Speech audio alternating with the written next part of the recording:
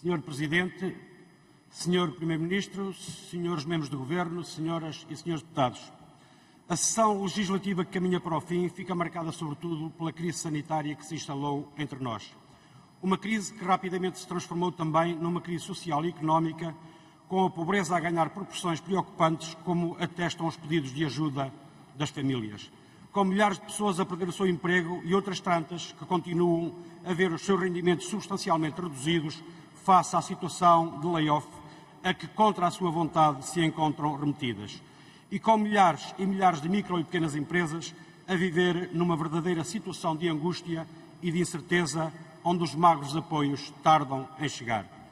Face a este cenário, o Governo foi ao longo dos últimos meses procurando dar respostas, algumas das quais acompanhadas pelos Verdes, mas foi o Orçamento Suplementar que se apresentou como um instrumento mais global de resposta à crise.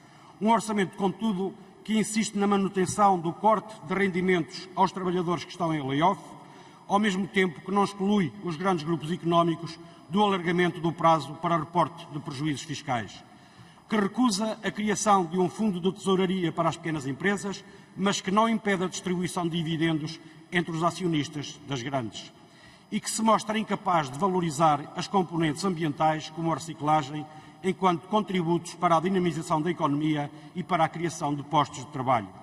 Mas esta crise também nos mostrou, ou confirmou, alguns factos que importa ter em conta no nosso futuro.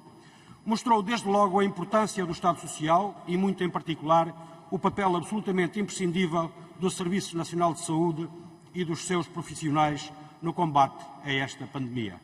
Por isso, para o futuro, importa ter esta lição bem presente, de forma a que o SNS não continue a sofrer do subfinanciamento a que foi remetido durante décadas e que para os seus profissionais sejam devidamente valorizados. Mas esta crise veio também confirmar aquilo que os Verdes andam há muito e de forma constante a reivindicar. É absolutamente imperioso que nos viremos para a nossa produção, para a produção nacional. É preciso trabalhar a sério para recuperar a nossa soberania alimentar, apostar na pequena agricultura e fazer sair do papel o Estatuto da Agricultura Familiar, dinamizar os circuitos de proximidade e os mercados locais como forma de potenciar o escoamento dos produtos. Apostar na nossa produção será uma aposta ganha, com reflexo ao nível da economia, ao nível da nossa soberania alimentar, do combate às assimetrias regionais e do abandono do mundo rural e até ao nível da prevenção de incêndios florestais, porque onde há pessoas há menos incêndios, mas só haverá pessoas no mundo rural se forem criadas as condições para que os produtores possam produzir e vender os seus produtos a preços justos. E é preciso apoiar as micro e pequenas empresas, a espinha dorsal da nossa economia. Apoios, aliás, que terão de se prolongar muito para além da crise, porque estas empresas dependem muito da procura interna e esta, como sabemos, vai demorar tempo a chegar a níveis desejados, dada a perda de rendimentos ou do poder de compra da generalidade das famílias. Mas esta pandemia deveria ainda levar-nos a questionar a forma como produzimos e a forma como consumimos neste modelo de crescimento, cujas políticas assentam na exploração de recursos naturais de forma assustadoramente insustentável, como se não houvesse amanhã. Quanto ao resto, a nação não se liberta de males antigos e de modernos vírus. Esbocemos o retrato. Quando os bancos dão prejuízo, o Estado continua a chamar os contribuintes a pagar. E quando dão lucro, os banqueiros dividem o bolo. O novo banco continua a ser um servidor de recursos públicos. As multinacionais escolhem localizações para a construção de importantes infraestruturas, como o aeroporto no Montijo. Áreas protegidas transformadas em depósitos de plástico, como sucede no Parque Natural do Sudoeste Alentejano.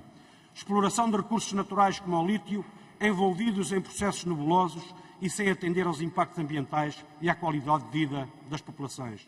A produção intensiva do olival ou amendoal continua a inundar a nossa paisagem, sobretudo a paisagem alentejana. A remoção do amianto nas escolas é, dizem os autarcas, o embuste. E o silêncio do Sr. Primeiro-Ministro à pergunta que os Verdes hoje formularam deixa-nos ainda mais preocupados. A aposta na ferrovia continua a ser uma promessa e limitada apenas à ligação Lisboa-Porto. Empresas de transporte em layoff e os transportes públicos com dificuldades em cumprir as regras de saúde pública. A descarbonização da economia e as medidas de combate às alterações climáticas continuam a ser metidas para o futuro. E o Bloco Central ressuscitou para fazer o funeral dos debates quinzenais. Por fim, uma novidade, um vírus moderno. O Governo pondera alterar uma lei com o objetivo exclusivo de passar por cima das câmaras municipais... Sr. Deputado, está terminado o tempo. Vou terminar, Sr. Presidente. Passar por cima das câmaras municipais que não concordam com o Governo no propósito de fazer à vontade à multinacional Vinci. O que esperamos é que o país desconfine do ponto de vista da saúde, mas também do ponto de vista dos direitos de quem trabalha, da valorização salarial, dos valores ambientais e do respeito pelas decisões do poder local, quer agradem ao Governo, quer não agradem. Muito obrigado, Sr. Deputado. Tem agora a palavra o Sr. Deputado André Ventura para uma intervenção. Sr. Deputado André Ventura, Chega, faz favor.